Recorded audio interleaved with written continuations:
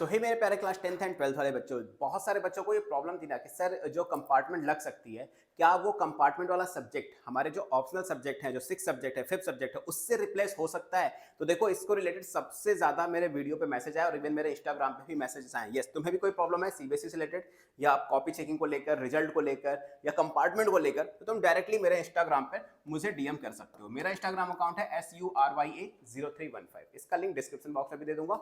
और वीडियो के एंड में एक सरप्राइज है तुम लोगों के लिए, वो सरप्राइज ध्यान से सुनना। सबसे पहले ये देखो कि अगर यहाँ पे कैटेगरी आ जाती है दो, कि अगर किन्हीं बच्चों के टोटल 5 सब्जेक्ट हैं और किन बच्चों के टोटल 6 सब्जेक्ट हैं। तो एक सिंपल सी बात सुनो, मैं क्लास 10th की बात कर रहा हूँ अभी, क्लास 10th की। तो क्लास 10th में जो आप मैक्सिमम कंपार्टमेंट दे सकते हो ना एग्जाम, वो 2 एग्जाम दे सकते हो। मतलब 2 सब्जेक्ट में अगर आपकी कंपार्टमेंट आती है, सो दैट आपकी कंपार्टमेंट है। और अगर 2 से ज्यादा आ गई, भगवान ना करे, मैं नहीं चाहता किसी बच्चे की कंपार्टमेंट है, मैं चाहता हूँ 1-2 नंबर से ही सही, लेकिन बच्चे पास सारे हो जाए, ठीक है। एंड जल्दी कमेंट में जल्दी लिख देना कि बस सब पास हो जाए, कमेंट में सारे बच्चे बिल्कुल मतलब स्पैम कर देना कि सब पास हो जाए।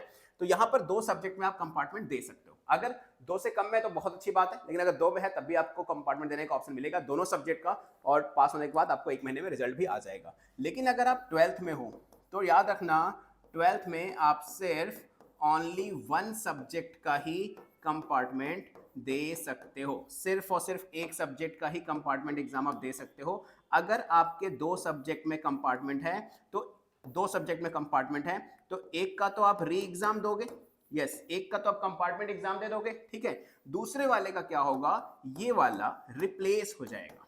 ये क्या हो जाएगा, रिप्लेस हो जाएगा आपका जो 6 सब्जेक्ट या 5th सब्जेक्ट होगा। कौन सा वाला, जैसे फिजिकल एजुकेशन हो गया, इन सारे सब्जेक्ट से, या आईटी या कंप्यूटर से। बट यहां पर प्रॉब्लम क्या आती है कि जो सब्जेक्ट, फॉर एग्जांपल मान लो आपने मैथ्स और फिजिक्स थी, मैथ निकल गई, फिजिक्स में आपको इसकी जगह रिप्लेस कर दिया। तो आगे जब आप कंटिन्यू करोगे ना, कॉलेज वगैरह में जाओगे, तो वहां पर आप फिजिक्स नहीं ले सकते।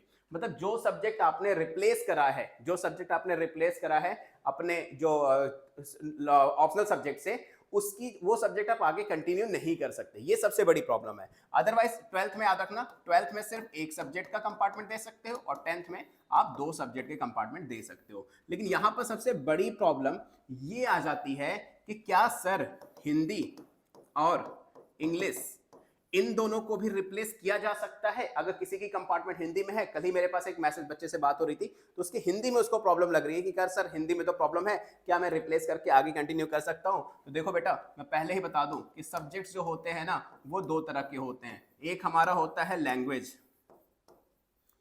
में 2 सब्जेक्ट आ जाते हैं, एक आ जाता है आपका हिंदी और दूसरा क्या आ जाता है, इंग्लिश। और यहां पर बाकी के सब्जेक्ट जैसे मैथ, फिजिक्स और केमिस्ट्री, इनको ही आप रिप्लेस कर सकते हो। यस, जो आपके मेन सब्जेक्ट एग्जाम है ना, यही क्या होते हैं, रिप्लेस हो सकते हैं आपके ऑप्शनल सब्जेक्ट से। जो लैंग्वेज वाले हैं, इसमें क्या होती है, नो रिप्लेस, ये आपके रिप्लेस नहीं होते। लैंग्वेज सब्जेक्ट आपका रिप्लेस नहीं होगा। लैंग्वेज सब्जेक्ट जो आ गए वो आपको एक्सेप्ट करना है, पास तो पास, फेल तो फेल, कंपार्टमेंट तो कंपार्टमेंट। लेकिन जो आपके सब्जेक्ट हैं, मैथ, फिजिक्स, केमिस्ट्री, ये सारे हैं, जैसे आप ह्यूमैनिटीज लेके बैठे हो तो ज्योग्राफी, हिस्ट्री, सिविक्स, ये सब जो हैं, इन सबको आप रिप्लेस कर सकते हो अपने ऑप्शनल सब्जेक्ट से। तो आई होप आपके रिप्लेसमेंट और जो 6 सब्जेक्ट 5th सब्जेक्ट है, कौन सा किससे रिप्लेस होता है, इसके सारे डाउट्स क्लियर हो गए होंगे। बट मैं नहीं चाहता मेरे इस बनाने वीडियो के पीछे जो रीजन है बनाने का, वो आपको वो रीजन हो आपके साथ। मैं चाहता हूँ सारे बच्चे अच्छे से पास हो जाएं। तो कमेंट सेक्शन पूरी तरह से भर देना कि सब पास हो जाए, ठीक है। मैं सूर्य प्रकाश मिलूंगा आप लोगों से नेक्स्ट वीडियो में। लेकिन सरप्राइज क्या था सर, आपने वो तो बताया ही नहीं। तो सरप्राइज देखो क्या है, सिंपल, आप लोगों के लिए फ्री काउंसलिंग स्टार्ट हो रही है। फ्री काउंसलिंग स्टार्ट हो चुकी है। फ्री काउंसलिंग किस चीज की, स्ट्रीम सिलेक्शन की।